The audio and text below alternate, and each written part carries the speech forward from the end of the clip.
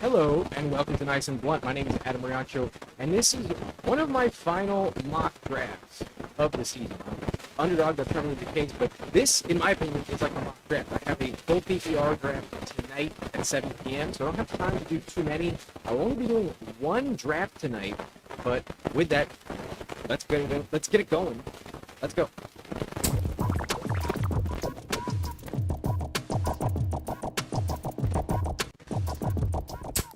All right, here we are on Underdog. And if you caught the video I just posted, maybe it's a little too early to know. This season, I did sign with Underdog. We are a partner, and we are providing a deal for new customers. So just before I get started, I want to let you guys know what that's all about. If you sign up for Underdog using promo code BLUNT, new customers can play $5 to $50 in bonus funds, and that's a pretty sweet deal based on a limited amount of entry. All you gotta do is play $5. That's worth mentioning, but that's not what we're here for. We are mainly here to do the draft, and I'm gonna hop into the flock community contest. The thing about the flock contest, you have to draft like you are going to finish in first place. Like the mentality you have to have, it's the only way you have any chance of making good money. And so with that in mind, that's what we're gonna do. I will let you know into this lobby with me. Keep in mind, only one out of the 12 of us will advance at a shot playoff. So your odds are already diminished in the first place by drafting with me, and your odds are obviously diminished by drafting in this contest. So keep an eye out. I will hop in roughly 10 seconds. There's a minor delay, so look out for it.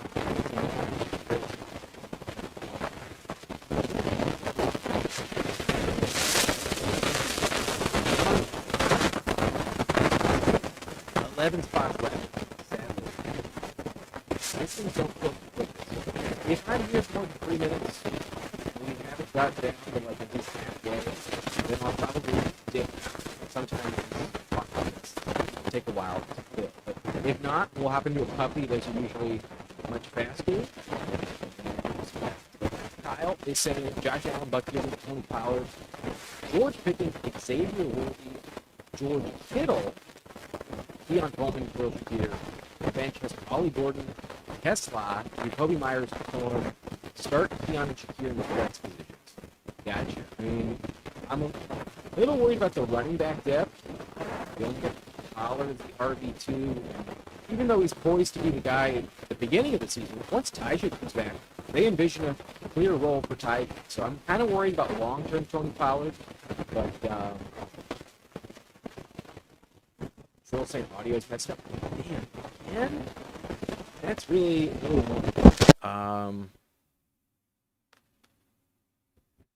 let me try and fix it.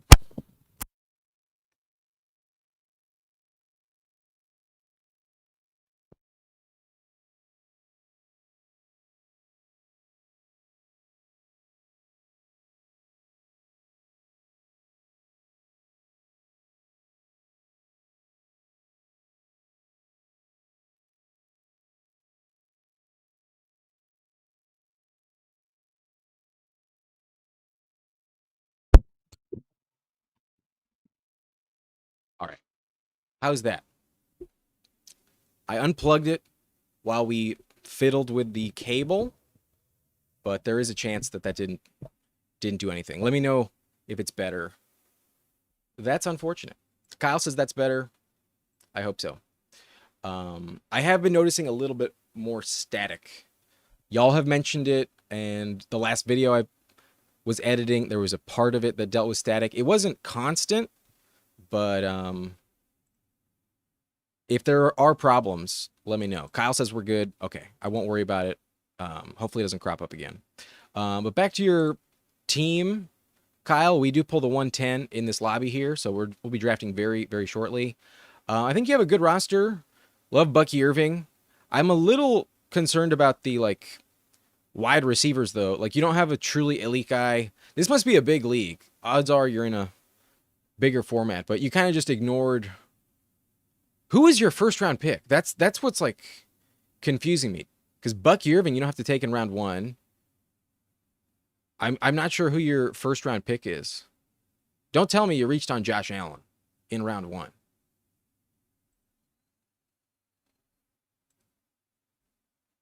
The team's a little thin at running back, and then I'm not sure who your round 1 receiver. Gave it up for Josh Allen. Oof, oof. Okay, that's where I'm like, there's something missing on this team. You can come back from that, obviously. I would just be hawkish on the waiver wire, and I would be looking to acquire some running back depth pretty quickly. That's my opinion. But who should you flex? Week 1, you're probably making the right call with Keon and Shakir. As long as Jacoby Myers is active, though, then I'd probably start him above Keon Coleman. Keon, at least to start the year, is the number 2 and is a bit more of like a risky deep threat. Jacoby is more of a floor. I'd probably go Jacoby Myers week 1 in the flex. But this draft is underway. Currently, pick 8 is on the clock. And if you are in here with me, let me know. I don't recognize anyone per se, but we did have to wait quite a while, so maybe somebody did hop in with us. Okay. Amon-Ra's at the top of ADP. In terms of full PPR, that's probably the way to go, but I do rank Puka above. So I'm going to go Puka. I will kind of use a full PPR draft strategy with this practice I'm using right now. In general, like, that's not really the wise thing to do. This is a half PPR setting, so I'm not going to adjust it like crazy, but I'll probably give the edge to a full PPR option that I would prefer in that round. But I am drafting at the 3rd slot in tonight's draft. That is my own personal home league. This league dates back to college, or no, high school.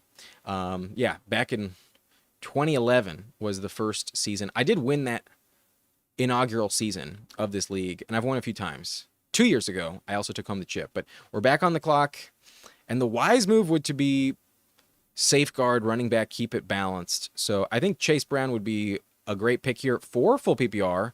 A-Chain also great in full PPR. However, I'm going to push it. I want to see what happens if receiver is really, really punched up in the draft order, because I'm also drafting for myself, but I also want to pay attention to what team 3 has, because that's the slot I'll be drafting from. And if there's a lot of receivers that go on early, what's it going to be looking like in the 2-3 turn, the 4-5 turn at that position? I'm kind of worried that if I grab a running back in that full PPR setting, that I am kind of going to be boxed out. But personally, I want to be taking Jahmyr Gibbs at pick 3. In general, even in full PPR, that is how I rank the overall first round. I do have Gibbs above CeeDee Lamb, even in full PPR. But I want to know how punitive it is to pass on running back. So let's take a look at this team with Bijan. Like, what are they looking at? Because receivers, there's such a big tier break at receiver. You don't really want to be drafting receiver at this turn right here. Picks 20 through 27, maybe even pick 30. The receivers are not that much better than the receivers you can get, even at like the top of the 4th round sometimes. Like, you can't convince me that Ladd McConkey is going to be 8 points better, like even like 3 points per game better than maybe Tet McMillan is. There's a chance that Terry McLaurin outscores Ladd, and Terry often goes in the 4th round. So in general, I kind of prefer the teams that grab running backs at this 2-3 turn. In full PPR, I'm probably going to end up going CeeDee Lamb at pick 3, most likely. But who knows? Maybe Lamb goes at 2. Maybe I get stuck with Bijan. That'll be interesting. But at the very least, I feel really confident with my start out of the 10 slot with Puka and Drake London. I'm chilling with that.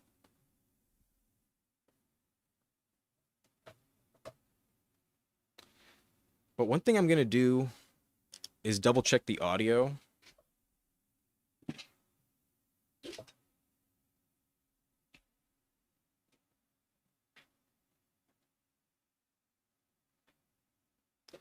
Because we were having problems earlier, the static was relevant.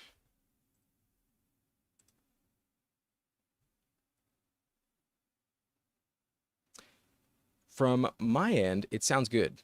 Sounds fine. So again, if you hear any weird audio crop up, let me know. But this little test I'm running does check out.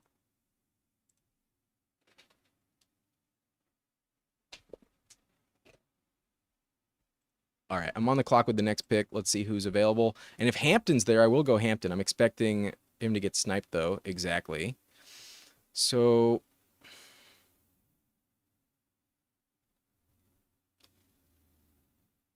we mentioned there's a chance that Tet McMillan is like off the charts, but in full PPR, I would be grabbing Garrett Wilson. The volume headed for Garrett Wilson is undeniable. Last year he had 150 targets, the year before 168, and Adams is gone. So I'm going to continue to draft with this full PPR strategy, even though we're in this half PPR league. I'm going to keep going in that department. But on Underdog, you have to start 3 wide receivers in the first place, so that's fine. Maybe I'll ignore that position a little bit moving forward. But to start off Puka, London, and Garrett Wilson in full PPR, that'd be fucking dope.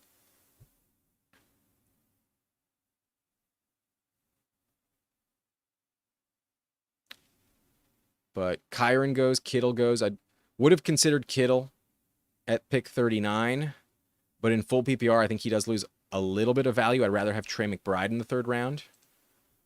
And here, although I am excited for James Cook, I'm going to still rank Travion Henderson above him in full PPR. Travion catches passes. I think he has less downside in terms of injury risk than James Cook. He's younger and a bit more explosive. But I was very tempted to grab Kenneth Walker as well. He goes to the team at 8 that also started trip wide receivers. In full PPR, I would highly value Kenneth Walker. There's a chance that he averages like 6.5 targets a game in the Seahawks offense this year. So 2 really good picks at running back. I'd be fine with both of them in full PPR, but I still do rank Travion just above of Walker because Walker has the injury risk. Walker does not stay healthy. Historically, he's missed a lot of time. Travion, I do think, is a little more likely to stay on the field. But you could go James Cook in this department as well, similar tier, and James Cook does go off at 44 in the 4th round here.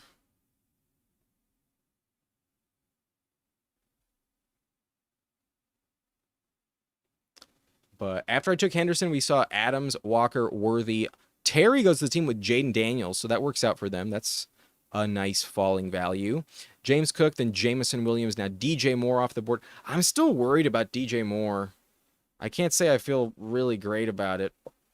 It's not the most exciting thing you could be doing. But J-Tube says, who would you trade for Allen and Puka? My quarterbacks are JJ, Caleb, Chase, Hampton, Bijan, and Bucky at running back. So your running backs elite.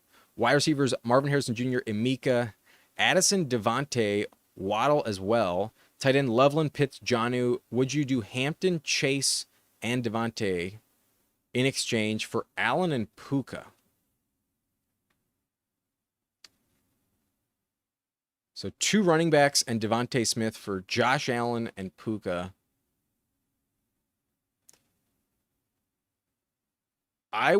I might pull the trigger there. I'd be trying to offload Marvin Harrison instead of Chase Brown. But given you still have Bijan and Bucky, I think that's tolerable. Getting the elite quarterback with Josh Allen is always pretty valuable. And then Puka's also no slouch as well. But given you get that receiver and no running back, I would prefer to be offloading Harrison Jr. instead of both running backs. Like, whether it's Hampton and Marvin Harrison Jr., that's fine. If it's Chase and Marvin Harrison Jr., that's also fine. And if you had to give up Waddle instead of Devontae to also sweeten that deal, I'd be perfectly fine doing that. I'd rather get rid of 2 receivers and a running back than 2 running backs and a receiver. That's how I would approach that trade for Puka and Josh Allen.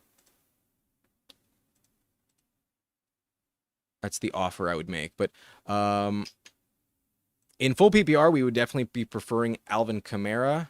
And I don't draft him a ton.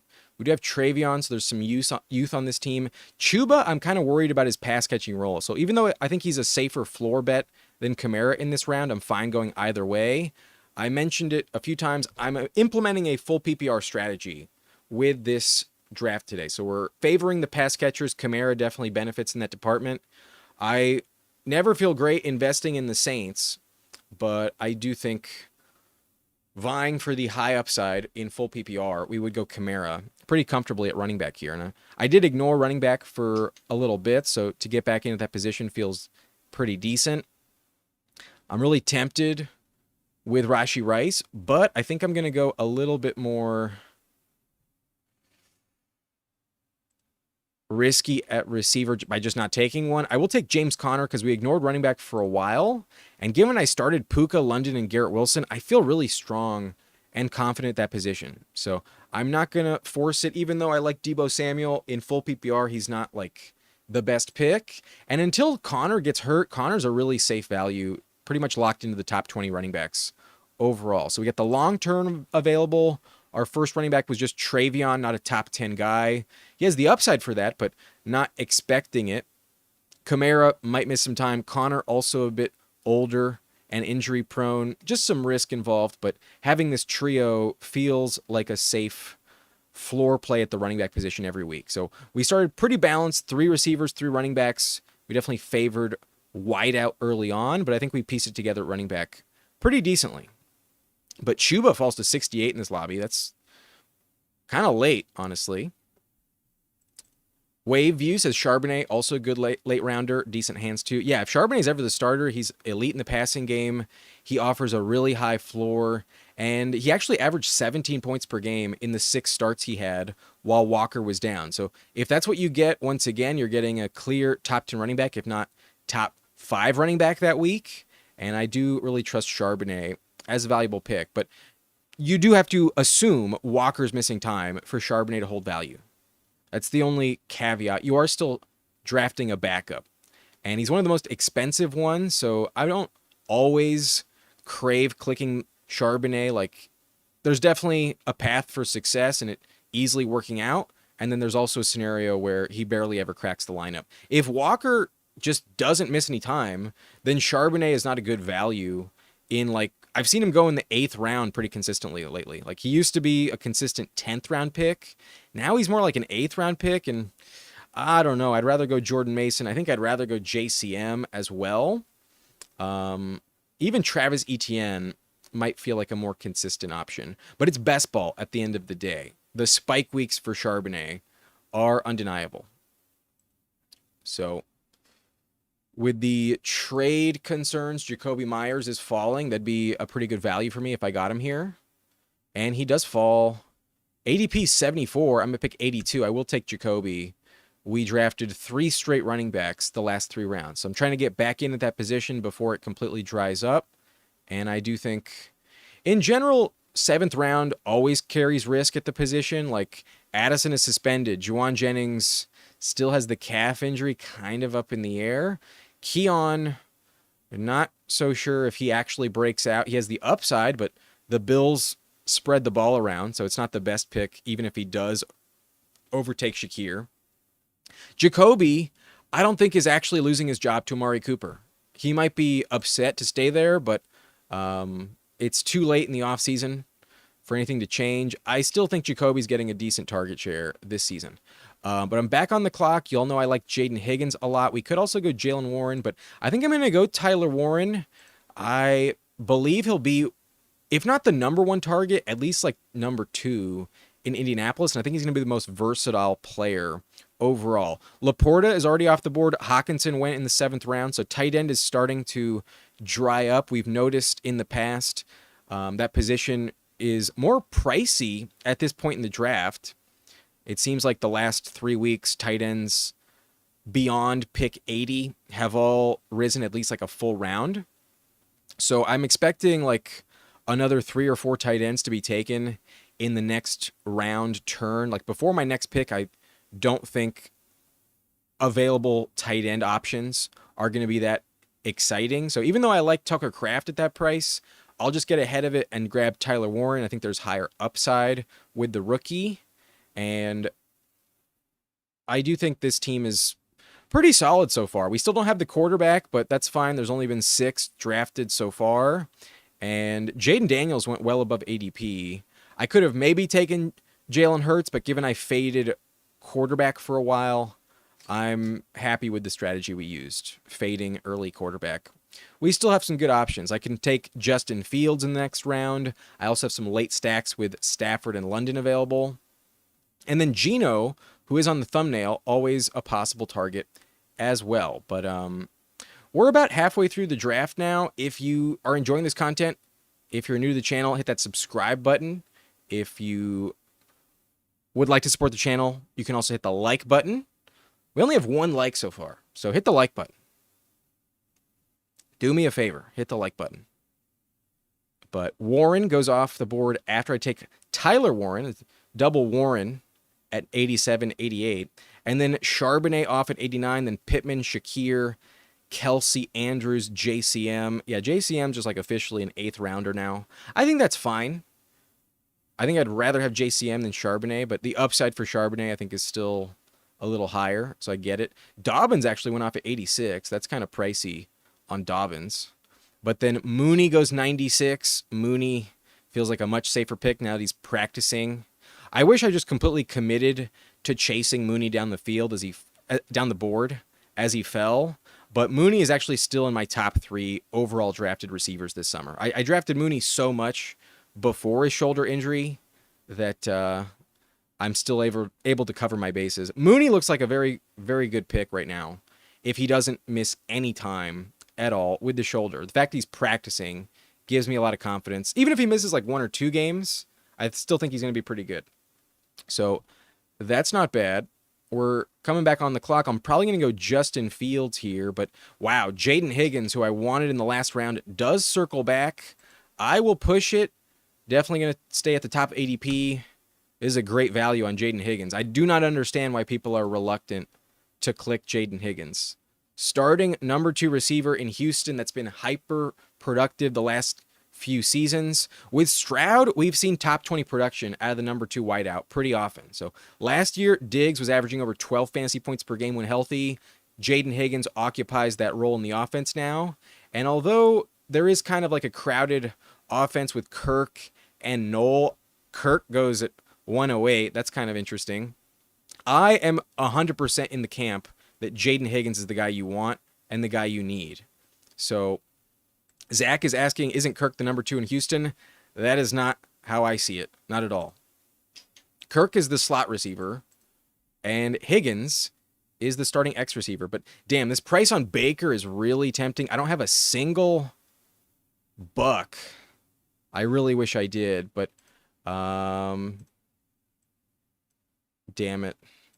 I'm going to end up taking him. I just think it's too valuable. The price discount I'm getting on Baker here is just too enticing. I'd rather still have Baker than Justin Fields. I can tolerate the Justin Fields click, especially when I have Garrett Wilson, but I passed on Baker in the 9th round, and it already felt kind of stupid. To get him at pick 111 in the 10th is such a steal. I'm pretty shocked that the teams with Evans and Igbuka, the team with Evans and Igbuka also has Bucky Irving, and they took Rashid Shaheed and Darnell Mooney instead.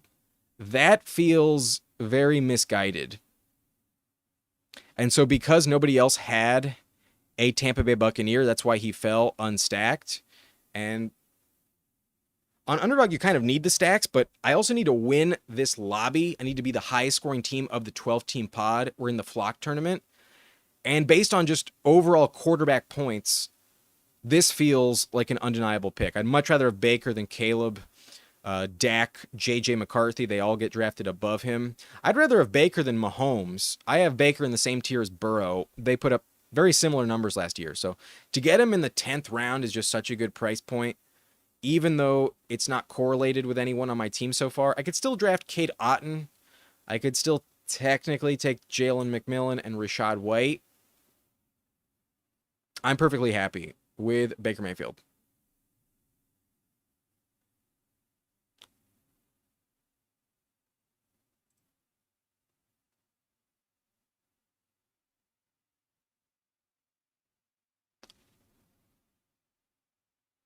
All right, so after Baker, we got Fields immediately, one pick later. I almost took Fields. I'm still happy I went with Baker. Then Drake May off the board. Kyler falls to 119 to that team that was setting up the Buck stack.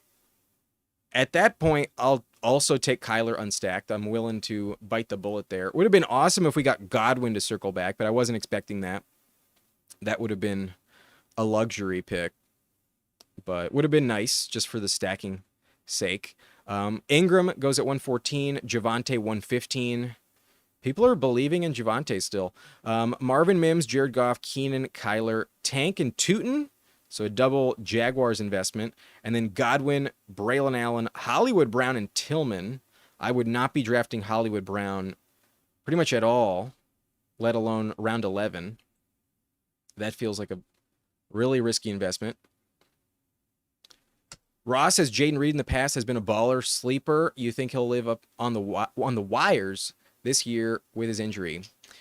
I think people will hold on to him. Oh, wow. Tucker Kraft falls this late.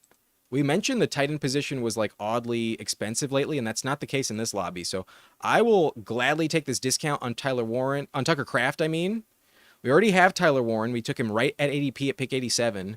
But Kraft, his ADP is 111. I get him at 130, almost 20 picks behind ADP. So my receiving core is awesome. We have Puka, London, Garrett Wilson, Jacoby Myers, Jaden Higgins. My tight end room is awesome. We have Tyler Warren, Tucker Kraft.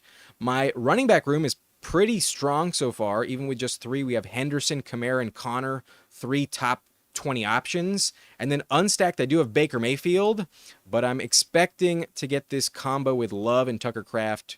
Barring a snipage, we do get Love, and we do get a stack at QB. Do I have to take Love here? Or should I go Michael Penix? I have London. It's probably worth it, but I actually have Love as a much more valuable quarterback. Love runs around just a little bit. There is no right tackle injury to worry about. I have the stacking option at the very least, and Kraft does score touchdowns, so it's justified. I could have probably gone Penix there and maybe had a wiser investment, given I have London in round 2, Kraft just in round 11, but I'm fine with this combo, Jordan Love and Tucker Kraft. Based on the tier breaks I view at the position, I do think Love here at a discount is a wise pick. I believe I got him like a full round past ADP. He goes 128. I got him 7 picks past ADP. So we're getting a lot of good value so far. Like not a discount on Henderson, Kamara, or James Conner really. It's pretty negligible. But I did get Jacoby at an 8-pick discount, Jaden Higgins at a full round discount, Kraft at a 19-pick discount, and then Baker at a 17-pick discount. So that's definitely not a bad tactic. If you get a really good price, why not scoop them up?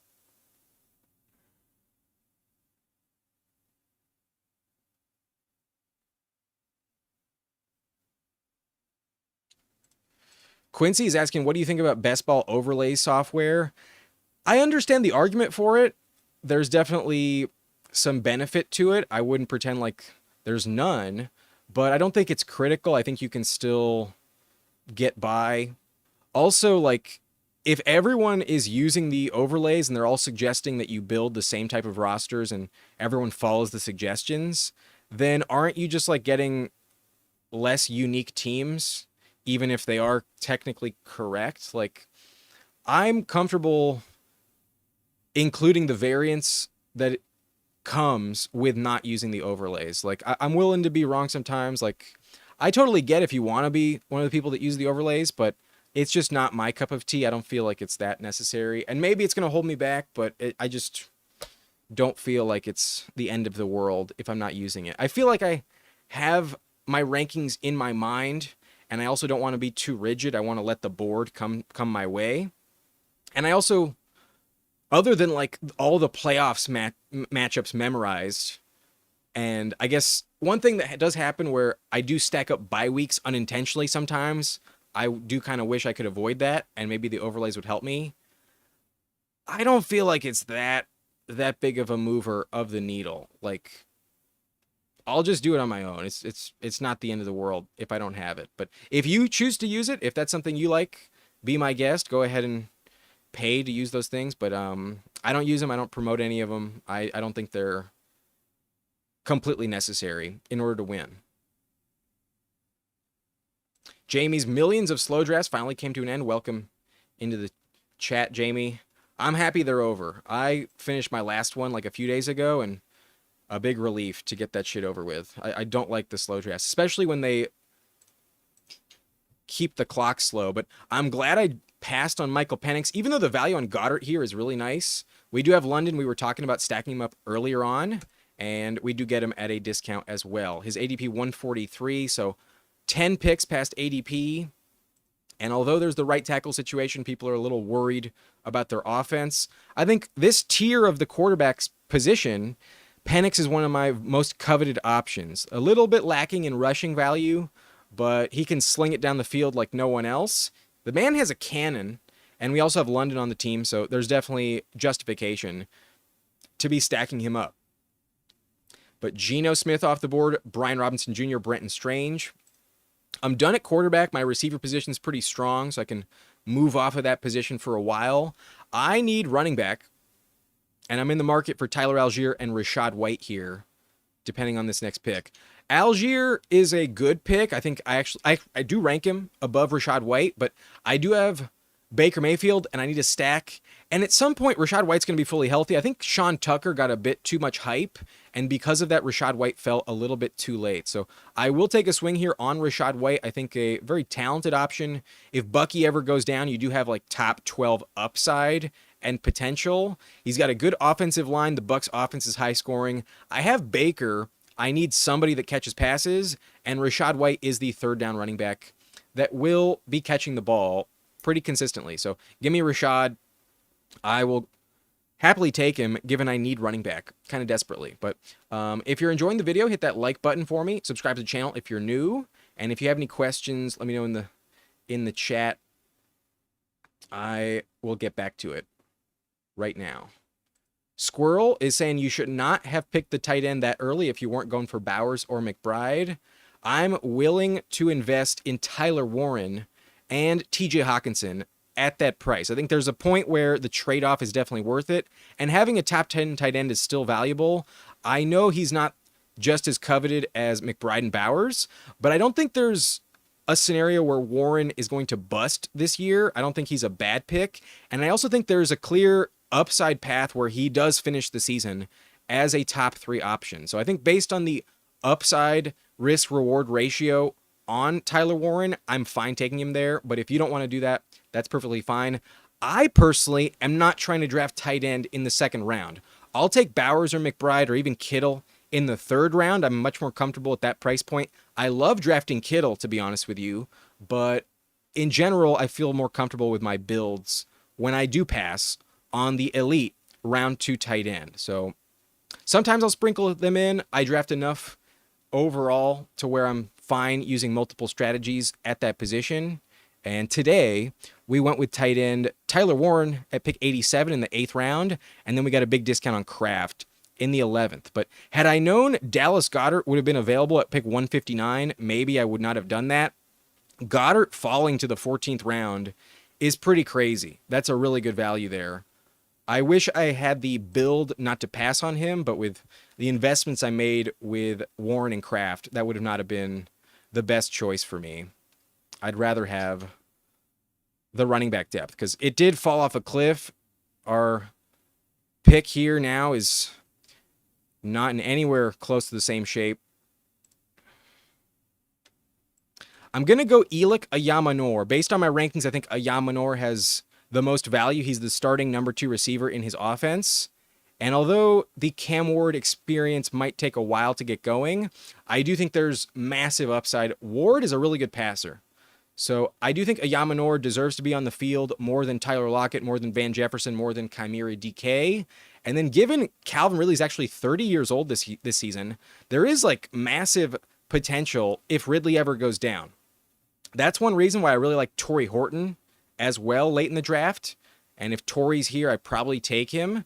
But the argument for Torrey Horton reaching his ceiling is if Cooper Kupp gets hurt. And even when that happens, you still have to compete with JSN. That would not be the case if Ridley goes down. A Yamanor would be the top target. So I do have a Yamanor above Torrey Horton, but I will also draft Torrey Horton. I think here at the 15-16 turn, those are two very, very valuable wide receivers to covet on your bench. I love the rookie upside. Late in the season, they should pop off. And especially in the fantasy playoffs, they could be some of the most valuable options you need in order to win. So they're not stacked up with anyone, but I don't give a shit. I think just based on raw point production, I think these guys are some of the best values past the 14th round. So here's the full roster so far. At running back, we have Travion Henderson, Alvin Kamara, James Conner. And then we also have Rashad White as our fourth. I might double tap running back to close this thing out because my quarterback position is done with Baker, Jordan Love, and Penix. Baker is only stacked up with Rashad. We have Jordan Love with Kraft, and then we have Penix with Drake London. My tight end core is definitely finished on this team. I have Tyler Warren and Tucker Kraft. Those are two top 12 options. And then my full receiver room is Puka, London, and Garrett Wilson. We went trip wideout to start this draft. And then I also got Jacoby Myers at a value, Jaden Higgins at a great value. I also got Elika Yamanor and Torrey Horton. I feel safe enough at wide receiver where I could stop with that group of 7. Jamie got a Superflex IDP league starting in 10 minutes, I assume at 6 p.m. Pacific. So good luck in that. That'd be 2 minutes from now.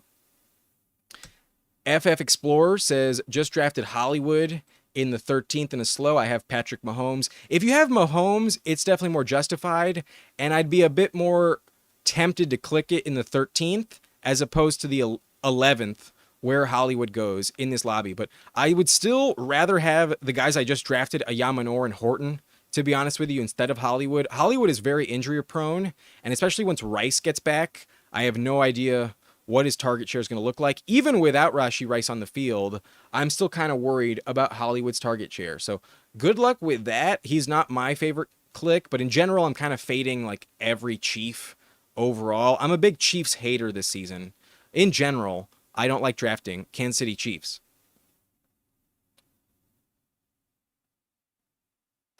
Quincy says all the overlay software does is give you playoff schedules and stacks suggestions. You can always ignore it. You don't have to do what the overlay says. But I already know who's going to stack up, and I care mostly about week 17. I don't care that much about weeks 15 and 16 in terms of playoff correlation. Not as much. Like it's relevant, but it's just, I feel like that at that point, you're kind of focusing too much on some of the peripheral factors that I don't think move the needle too much. But I did just mention I don't like drafting Chiefs. However, I do like drafting Brashard Smith. He's the only one I really tolerate because he goes so late, and I do think he has like massive upside if Pacheco ever goes down. He's the pass catcher as well. So in the context of this PPR strategy I'm trying to implement, I mentioned at the top, also in the title of this video, prepping for my PPR league, Brashard Smith does have a lot of PPR value. But don't be drafting Brashard in your regular redraft league. This setting goes 18 rounds deep, and odds are you're never cracking pick 202 overall. If you do, your league probably uses defense and kickers. So in general, Brashard Smith's a waiver wire guy. But on Underdog and Best Ball, there is no waiver wire. Gotta grab some waiver wire stashes while we can. So I do like Harold Fannin at this price. I also like Theo Johnson. He just gets sniped here, but I'm not going with tight end given who else I have. Instead, I'm going to go with running back, and boy, they all look like shit. They all look gross here. But in the context of full PPR, I will grab the floor of a guy like Justice Hill. I think he can have several games with like 6-7 catches perhaps. Derrick Henry does not get used much in the passing game, and Justice Hill does catch passes, does offer a decent floor. But if Henry ever goes down, he's still going to be like the number 2 option. Keaton Mitchell would definitely cap the upside, but I think from a floor standpoint, I think Justice Hill will provide some usable weeks, and when he does score a touchdown, there is some spike week potential. Late in the year, they also might fade the usage on Derrick Henry a little bit to keep him healthy for the playoffs. So maybe, just maybe, Justice Hill does have some spike value, but overall, as my running back 6, I'm not expecting a shit ton from that position. So here is the full draft. My full team is Baker, Jordan Love, and Penix. We got great values with all three of them. Running back, I took Travion Henderson in the 4th. Then I took Kamara and James Conner in the 5th and 6th. I also took Rashad White late in the draft around pick 14 or 15. And then Brashard Smith and Justice Hill in round 17 and 18. Pretty cheap investments, but does have some spike potential. The Chiefs and Ravens offense always has value. At wide receiver, we went heavy early on. We took Puka, London, and Garrett Wilson, so a shit ton of volume for all three of them. And with that, I don't feel like I need the best depth at the position. We have Jacoby Myers at a good value. That's a really good number 4 option. I still don't worry too much about the trade request. I think he'll be fine in Vegas. And then Jaden Higgins at a value. I love Jaden Higgins, one of my most drafted players overall. And then Ayamanor, Torrey Horton, also some rookies with tremendous upside, especially contingent on veterans getting hurt above them in the offense. Ridley and Kupp are both over the age of 30. Tight end, we got some young guys with plenty of touchdown potential. Tyler Warren might be this year's Jonnu Smith. And then Tucker Kraft, even if he's like last year, he's definitely locked into the top 12. He has high touchdown potential. And with the injury to Jaden Reed and some other weapons in Green Bay, I love his usage rate in the Packers offense. At tight end, he's a really ideal backup to have. Even if he's your starter, I think you're in great shape. So that's going to wrap up this draft. I'll hit the chat real quick before I log out. And just a quick reminder, we dropped this at the top of the live stream, but I am partnering with Underdog this season, and they are running a promo at the moment. If you are a new customer for Underdog and you sign up using code BLUNT, the link should be in the description, you get not only a 50% deposit match up to $1,000. So hypothetically, if you deposit $20, they'll give you an extra $10 in bonus funds. Once you play $5, you also get $50 in bonus funds to use. So use promo code BLUNT. The link is in the description, and I'm happy to offer that as an Underdog partner this season. But back to the chat before I log out. Quincy says, I bought it for 1 month. It was $40 and did like 30 best balls. If it was worth it for you, then by all means, go ahead and use it. I don't want to pretend like there's no benefit. It's just my cost versus reward ratio. I don't feel like it moves the needle for me personally. I'm not dying to use those overlays. But Terry has a trade question. Half PPR, trade away Pickens to get Marvin Harrison Jr. I would rather have Pickens straight up. I would keep George Pickens instead of Marvin Harrison, especially in half PPR. Touchdowns are much more valuable. Give me George Pickens all day long. Also, pick one half PPR, Henderson, Pickens, or Tracy. I'd rather have Travion Henderson. Then it would be Pickens. Tracy is clearly at the bottom of the three. Quincy Jones said I had a perfect best... Sorry, missed it real quick. Had a perfect best ball today. Like, let me get it on the screen here. Had a perfect best ball today. Like, I legit most insane draft I ever done and then ruined it because of some reason I picked Tyson Bagent in the last round. Why the fuck would you take Bagent? Secret Bagent, man. Yeah, that's a weird call there. Why would you do that? Pickens for me as well, Quincy. J-Tube says, my team quarterbacks, JJ Caleb. I believe you already asked me this question. In all honesty, once I answer like a trade question, unless you're going to pay, I don't like to answer people's trade questions too much, especially when I got to factor in like your whole roster. It's not my favorite thing to do. So if that's what you really desire, send a super chat. But at the end of the live stream, I would not recommend that right now. Quincy says Warren in the 80s is fine value. I would agree. Have been grabbing a lot of Troy Franklin lately. There's definitely upside. I just kind of feel scared with all the peripheral Broncos pieces. Also love Harold Fannin for Dynasty. Even this year, if Njoku goes down, Fannin has such high upside. Nick M says, I drafted Addison late round in most of the drafts. Will he be worth it? I think so. Obviously, you can't use him until like after the week 6 bye. But I'm not worried about Thielen joining the mix. It's not ideal, but I don't think Thielen's going to overtake Addison. Addison still has massive upside. In that offense, he scored 10 touchdowns each of the last 2 years. And then last question, Dan says in 10-man, Kyler, Bijan, Chase Brown, Tyreek, JSN, Kittle, and Ridley. So with Kittle there, I always feel good. I'm worried about Tyreek Hill in all honesty, but JSN is a very valuable piece. We got Kyler, Bijan, and Chase Brown, great running backs, and then Ridley in the flex. That's pretty dope. I like your team, Dan. Good luck with Tyreek Hill. I would like to be shopping him. If he has a good game week 1, I would try and trade Tyreek Hill for somebody else that was going in the same range. Tyreek scares the shit out of me, bro. Good luck there. But that's it for me. If you enjoyed, hit the subscribe button if you're new. And on the way out, drop a like for me. It does help the channel. It does help this video get more views in the algorithm later on. So hit the like button. I'll see you guys next time. Peace out. Good night. Wish me luck in my PPR draft in less than an hour. All right. Goodbye.